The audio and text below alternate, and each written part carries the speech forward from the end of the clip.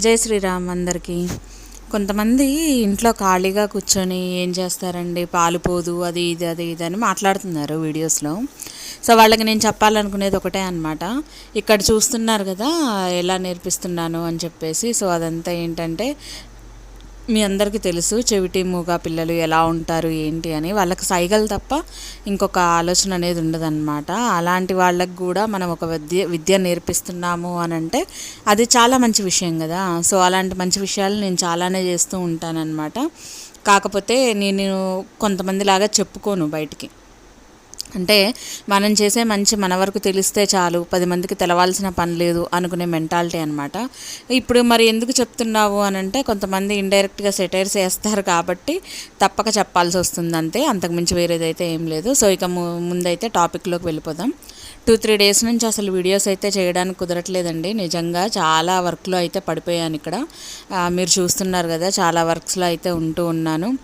అందుకని నేనైతే మీ అందరికీ ఏవి కూడా ఎక్స్ప్లెయిన్ చేయలేకపోతున్నాను అనమాట. మీరు ఇళ్లల్లో వినాయకుడిని తయారు చేసుకోవాలి అంటే చాలా మంచి టిప్ చెప్పనా. సో మన ఇంట్లో ఉంటుంది కదండి పసుపు, మీరు పట్టించినా పర్లేదు, లేదంటే మీరు ఏదన్నా బయట నుంచి తీసుకొచ్చిన ప్యాకెట్ పసుపు అయినా పర్లేదు.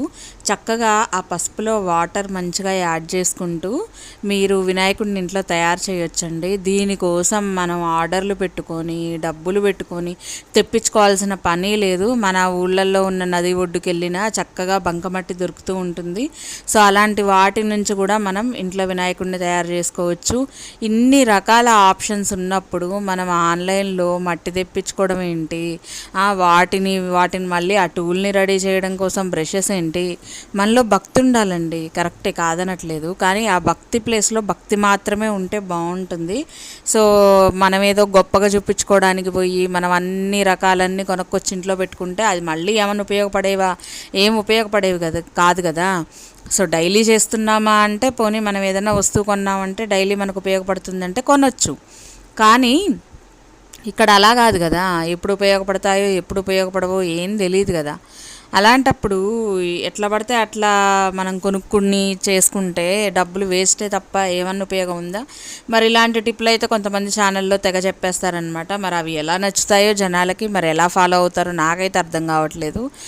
చాలా విచిత్రంగా అనిపిస్తుంది. ఇంకోటి ఏంటంటే, మనం తినే తిండి కూడా అంతసేపు చూపించాల్సిన అవసరం ఉందంటారా. సర్లేండి, ఇంకా వేరేవేవి లేనప్పుడు ఏదో ఒకటి మనం చేసే చూపించాలి. మొన్న ఒకటి వచ్చిందండి దిక్కుమాలింది. ఇక ఎంతసేపు ఆర్గ్యూ చేసిందంటే, దాని మీద చేశాను కదా నేను వీడియో, పనికి మాలిన దాని మీద. సో ఒకటే కామెంట్ బాక్స్లో ఒకటే ఆర్గ్యూ చేస్తుందండి, హెడేక్ కాకపోతే. ఇక ఆ ఆర్గ్యూలో ఒక సిస్టర్ కూడా ముందుకొచ్చారనమాట. ఆ సిస్టరు ఒక కంపెనీకి హెడ్ అయ్యుండి కూడా ఆ సిస్టర్ ఎలా మాట్లాడుతున్నారు, చాలా నిదానంగా ఓపిక్గా ఆన్సర్ చేస్తుంటే ఆవిడ్ని కూడా పట్టుకొని తిడుతూ ఉంది. సో మార్బుల్ కంపెనీ ఓనర్ అనమాట తను. అయినా కానీ తనకి ఎటువంటి ప్రౌడు లేకుండా, ఎటువంటి ఇది లేకుండా ఎంత చక్కగా ఆవిడతోటి మాట్లాడుతున్నా కానీ ఆవిడ కావాలని పాపం ఈవిడ్ని రెచ్చగొడుతున్నారనమాట. ఎందుకంటే అంత రెచ్చిపోయే బిహేవియర్ అవతల వాళ్ళకి మాత్రమే ఉంది, మనకు లేదు. ఇంకొకటి ఏంటంటే, ఆ సిస్టర్ గురించి నేను చెప్పాలనుకున్నది. ఈవిడ పాపం ఛానల్లో ఏదో దర్శనానికి పోయి ఒక మెంబర్ని తీసుకొని వెళ్ళి విఐపి దర్శనం అని చెప్పి మామూలు దర్శనాల లైన్లోకి కూడా పోకుండా విఐపి దర్శనాలు చేయించుకొని వెనకాల పోలీస్ వాళ్ళని పెట్టుకొని మేము అది చేయించుకున్నాం అని గొప్పగా పోయి చెప్తున్నారు కదా. మరి మొన్న ఆర్గ్యూ చేసిన మన ఛానల్ సిస్టర్, సో తనకి చిన్నప్పటి నుంచి కూడా విఐపి దర్శనాలు, పైగా వాళ్ళ వాళ్ళని ఇంట్లో వాళ్ళని చూసుకోవడానికి సపరేట్గా ఒక మెంబర్ని, పోలీస్ కానిస్టేబుల్ని వాళ్ళని ఒక ఇంట్లోనే ఉంచి వాళ్ళ అవసరాలు తీర్చడానికి కూడా పెడితే, సో మరి తను ఎంత ప్రౌడ్ అనేది చూపించాలి, ఎంత ఇది చూపించాలి. ఎక్కడికి వెళ్ళినా తను కంటిన్యూగా విఐపి దర్శనాలు తీసుకుంటుంటే మరి మన సిస్టర్ ఎంత ప్రౌడ్ చూపించాలి. కానీ ఎక్కడా కూడా ఇప్పటిదాకా ఆవిడ చెప్పుకోలేదు, నాకు ఇంత ఉంది, నాకు ఇంత బ్యాక్గ్రౌండ్ ఉంది, సో నేను ఇంత లెవెల్ దాకా వెళ్ళగలుగుతాను అని ఇప్పటిదాకా ఎప్పుడూ చెప్పుకోలేదనమాట. కానీ ఫస్ట్ టైం అసలు ఇలాంటి వాళ్ళతో నేను ఆర్గ్యూ చేస్తున్నాను, నాకు చాలా బాధ అనిపించిందని చెప్పి బాధపడ్డారు. ఎందుకంటే ఈవిడ్ని కూడా వచ్చిన కామెంట్ ఆమె నానా రకాలుగా మాట్లాడుతూ ఉందనమాట. ఆ మాటలు తనని చాలా హర్ట్ చేశాయి. నాకు చాలా బాధ అనిపించింది. తను చెప్పమని కూడా చెప్పకపోయినా సరే నాకు చెప్పాలనిపించింది అనమాట, అందుకే చెప్తున్నాను. కొంతమంది ఏమో గొప్పలు ఎక్కడ లేని వీడియోలు తీసి పెడతారనమాట. ఇదిగోండి నాకు విఐపి దర్శనం అయింది, నేను అందరిలాగా కాదు, నేను చుట్టూ తిరగాల్సిన పని లేదు, లైన్లో వెళ్ళాల్సిన పని లేదు, నేను విడిగా వెనకాల మందిని పెట్టుకొని చక్కగా దర్శనాలు చేసుకుంటానని చెప్పి గొప్పలు చెప్తుంటారనమాట. కొంతమంది అసలు ఎటువంటి గొప్ప లేకుండా ఎటువంటి ఇది లేకుండా చాలా నార్మల్గా ఉండిపోతారు. సో మీ వీళ్ళిద్దరి దాంట్లో ఎవరు ఎక్కువగా నచ్చుతారు చెప్పండి? నాకైతే గొప్పలకు పోనోళ్ళే నచ్చుతారండి, గొప్పలకు పోయే వాళ్ళు అయితే నాకు నచ్చరనమాట. సో అది నేను చెప్పాలనుకున్నది. నాకు కూడా చాలా బాధ అనిపించింది ఆ సిస్టర్ని ఎలా అంటే, అందుకని నాకు చెప్పాలనిపించి నేను ఇప్పుడు ఈ వీడియోలో చెప్తూ ఉన్నాను. ఇంకోటి ఏంటంటే, ఈ వీడియోలో మీకు కనిపిస్తుంది కదా నేను ఎలా నేర్పిస్తున్నాను అని చెప్పి. సో నా లెవెల్ ఇదే అనమాట. మీలాగా నేను గొప్పలకు పోయి అది చేసి ఇది చేసి అది చేశాను ఇది చేశాను అని చెప్పుకునే కేటగిరీ నాది కూడా కాదు. మీరేదో అంతేలేండి, మీరు ఇళ్లల్లో కొబ్బరి పీచు తిన్నా అది బాగుంటుంది, లేకపోతే తాటి పీచు తిన్నా బాగుంటుంది. సో తాటికాయల పీచుని ఎలా ఉడకబెట్టాలో మీరు చెప్తారు, కార్ని ఎలా ఉడకబెట్టాలో చెప్తారు, మెటీరియల్ ఎంతగానం కొనుక్కోవాలో చెప్తారు. అరే ఒక కార్ని ఉడకబెట్టుకోవడానికి ఒక గిన్నెలో నీళ్ళు పోసి ఆ స్టవ్ మీద పెడితే సరిపోదా అండి? దానికోసం మళ్ళీ ఒక మిషన్ కొనాలా? ఇందుకేనండి ప్రతిదీ ఇంట్లో మనల్ని మిషన్ సపోర్ట్ లేకపోతే మనకి ఒళ్ళు కూడా కదలని విధంగా తయారవుతున్నాం రోజు రోజుకి ఉన్న కొద్దీ.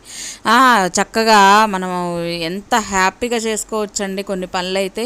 మనకు ఇంట్లో ఉండే నిత్యావసరాల్లో భాగంగానే చక్కగా అవి గిన్నెలో వాటర్ పోసుకొని ఉడికిస్తే ఎంత నీట్గా ఉడికిపోతుంది. కానీ దానికోసం ఒక మిషన్ కొనాలి, మళ్ళీ ఆ మిషన్లో పెట్టాలి, మళ్ళీ ఆ మిషన్ క్లీన్ చేసుకోవాలి.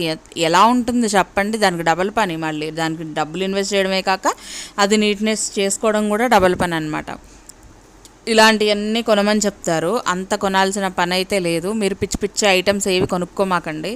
చక్కగా బయటికి వెళ్తే మీకు బంకమన్ను దొరుకుతుంది, దాంతో వినాయకుడిని తయారు చేయండి. అంతా వద్దా, ఇంట్లో హ్యాపీగా పసుపుతోటి బుడ్డి వినాయకుడిని తయారు చేయండి. కానీ వాళ్ళలాగా బొజ్జు ఎక్కువ, చెస్ట్ ఎక్కువ, చెవులు ఎక్కువ, తల ఎక్కువ, తొండం ఎక్కువ ఇలాంటి సెటైర్లు ఏమాకండి దేవుళ్ళ మీద. చాలా బాధ అనిపిస్తుంది. అది దేవుళ్ళని నిత్యం పూజించే వాళ్ళు ఎవ్వరు కూడా ఆ రకంగా సెటైర్లు వేయరు. వాళ్ళ బాడీ పార్ట్స్ మీద సెటైర్లు ఏంటి? బొజ్జ అంతలా ఉంటుంది కదా, తొండం ఇంతలా ఉంటుంది కదా, కాళ్ళు ఇంతలా ఉంటాయి కదా అనుకుంటూ చేసే వీడియోస్ చాలా చిరాకు అనిపిస్తుంది అనమాట. సో అది దేవుళ్ళని అవమానించినట్టే అనిపిస్తుంది నాకైతే. మీకేమనిపిస్తుంది? మీకు కూడా నాలాగా ఆలోచించే వాళ్ళకైతే నేను చెప్పిందే కరెక్ట్ అనిపిస్తుంది అనమాట. సో అలాంటివి దేవుళ్ళ మీద ఎటువంటివి వేసుకోకుండా వీడియోల కోసమే ఇలా ఉండేవాళ్ళు ఇలానే మాట్లాడతారు. కానీ నిజాయితీగా ఉండేవాళ్ళు చక్కగా దేవుడి పాటలు పెట్టుకొని దేవుడి భజన చేసుకుంటూ హ్యాపీగా వినాయకుడిని తయారు చేసుకొని మంచిగా ఇంట్లో మన వినాయకుడిని మనమే పూజ చేసుకొని తర్వాత మనమే నిమజ్జనం చేసి హ్యాపీగా రావచ్చు అనమాట. ఆ చిన్నపిల్లలకి ఇప్పుడు చాలామంది స్కూల్స్లో కూడా ఇస్తున్నారండి ప్రాజెక్ట్ వర్క్ అనేది. వినాయకుడిని తయారు చేసుకొని రండి అని చెప్పేసి చిన్నపిల్లలకి ఇస్తానే ఉంటారు. సో అలాగా మీరు కూడా మంచిగా తెప్పించుకోండి, వినాయకుళ్ళని రెడీ చేయండి, హ్యాపీగా మీరే నిమజ్జనం చేయండి. చాలా హ్యాపీగా అనిపిస్తుంది అనమాట ఇలాంటి పనులన్నీ. కానీ ఇలాంటి వాళ్ళ మాటలు నమ్మి మీరు వీటిల్లో ఆర్డర్లు పెట్టుకొని కేజీలు లెక్కన కొంటే మీకు ఖచ్చితంగా 500-600 ఈజీగా పడుతుందండి. మట్టికైతే ఏంటి, టూల్స్కి అయితే ఏంటి, మీకు అన్నీ ఎక్కువే పడతాయి కదా. అంత అవసరం ఉందంటారా? హ్యాపీగా ఇంట్లో మనమే తలస్నానం చేసి మంచిగా పసుపు పట్టించుకొని అవి తీసుకొచ్చి చేసుకుంటే మనకు పుణ్యం వస్తుంది, ఉపయోగం కూడా ఉంటుంది ఆ పసుపు నిమజ్జనం చేస్తే. అర్థమైందా ఫ్రెండ్స్? సో వీడియో అయితే ఇదే. మీ అందరికీ నచ్చిందని అనుకుంటా. నచ్చితే లైక్ చేయండి, షేర్ చేయండి, అలాగే సబ్స్క్రైబ్ చేసుకొని పక్కనే ఉన్న బెల్ కూడా కొట్టేయండి. అప్పుడే నేను చేసే వీడియో నోటిఫికేషన్స్ మీ దాకా వస్తాయి. Thank you so much for watching. ఇంకో మంచి వీడియోతో మీ ముందుకు వచ్చేస్తాను. బాయ్.